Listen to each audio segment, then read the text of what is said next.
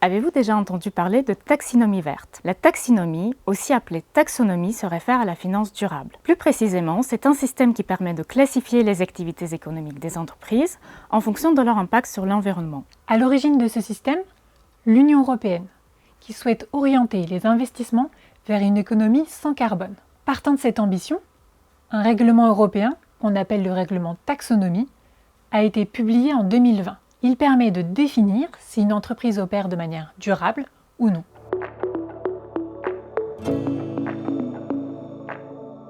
Soyons clairs, le règlement n'impose aucune obligation de se mettre dans les clous de cette taxonomie verte. En revanche, il exige de la transparence de la part des acteurs économiques. Résultat, certaines entreprises devront désormais préciser dans leur déclaration de performance extra-financière quelle part de leurs activités peut être considérée comme durable. L'idée est de guider les acteurs du marché dans leurs décisions d'investissement, même s'ils restent libres de choisir où et comment investir. Sont concernées les sociétés financières et les sociétés non financières qui sont tenues d'établir une DPEF. On commence par identifier ces activités durables. Pour cela, on procède par étapes et il y en a 4. Tout d'abord, il faut déterminer si une activité est éligible à la taxonomie. La liste des activités éligibles est établie par la Commission européenne. On y retrouve 3 types d'activités. D'abord, des activités vertes à 100%, c'est-à-dire qui contribuent en elles-mêmes à l'environnement. Par exemple, la production d'énergie solaire fait partie de cette catégorie.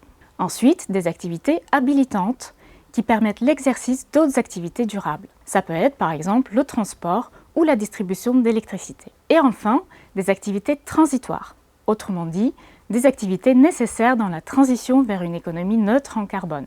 Exemple concret, la fabrication de ciment, d'aluminium ou d'acier. Deuxième étape, on s'assure que notre activité dite éligible contribue à l'un des objectifs environnementaux fixés par l'Union européenne.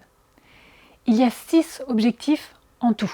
L'activité peut permettre d'atténuer le changement climatique, de s'adapter au changement climatique, de protéger les ressources aquatiques et marines, d'assurer la transition vers une économie circulaire, de réduire la pollution ou de protéger et restaurer la biodiversité et les écosystèmes. Troisième étape ensuite, on vérifie que notre activité ne cause pas de préjudice aux 5 autres objectifs. Et dernière étape enfin, on s'assure qu'elle respecte les droits humains et sociaux prévus par le droit international. Si on coche toutes les cases, alors notre activité est alignée sur la taxonomie. Il y a donc une distinction entre activités éligibles et activités alignées qu'il faut bien comprendre. Toutes les activités éligibles ne sont pas forcément alignées. Pour le moment, un acte de la Commission européenne liste les activités éligibles aux 2 premiers objectifs, atténuer le changement climatique et s'adapter au changement climatique. On y retrouve une centaine d'activités éligibles dans des domaines variés comme la foresterie, l'industrie manufacturière, l'énergie, les transports, la construction et l'immobilier. Le texte n'inclut pas le nucléaire et le gaz, qui sont des sujets hautement sensibles.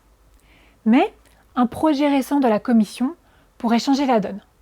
Ces 2 secteurs pourraient donc entrer dans la taxonomie verte sous certaines conditions. Cet acte de la Commission, qui liste donc les activités, définit aussi des critères techniques pour savoir si une activité, comme le transport routier de fret, contribue à l'un ou l'autre des objectifs climatiques. Si c'est le cas, l'activité est alignée sur la taxonomie. Cet acte de la Commission européenne, on l'appelle l'acte délégué relatif au climat. Petite astuce, pour y voir plus clair dans cette classification des activités, la Commission propose sur son site internet un outil Taxonomy Compass. Cet outil permet de vérifier quelles activités sont éligibles à la taxonomie et quels critères ces activités doivent remplir pour être considérées comme alignées. L'acte délégué concernant les 4 autres objectifs environnementaux n'est pas encore paru. Il est attendu pour 2022. Une fois qu'on a classifié ces activités, vient le moment du reporting. D'abord les chiffres, c'est-à-dire les indicateurs clés de performance en lien avec les activités dites durables. Pour les sociétés non financières, il s'agit de dévoiler la part durable de leur chiffre d'affaires, de leurs dépenses d'investissement et d'exploitation. Quant aux sociétés financières, elles devront publier la part des actifs finançants ou investis dans des activités alignées avec la taxonomie. Des spécificités existent pour chaque type d'établissement, pour les banques, pour les gestionnaires d'actifs, pour les entreprises d'investissement ou d'assurance. Mais ce n'est pas tout, la déclaration devra aussi inclure des informations qualitatives. Autrement dit, les sociétés devront expliquer comment elles ont calculé leurs indicateurs. Pour les guider tout au long de cette démarche, la Commission a adopté un autre règlement délégué. Alors le dispositif entre en vigueur de manière progressive. Pour cette année, le reporting va concerner l'exercice 2021. Il est prévu une version allégée du reporting. La DPEF devra inclure uniquement certaines informations sur les activités éligibles à la taxonomie.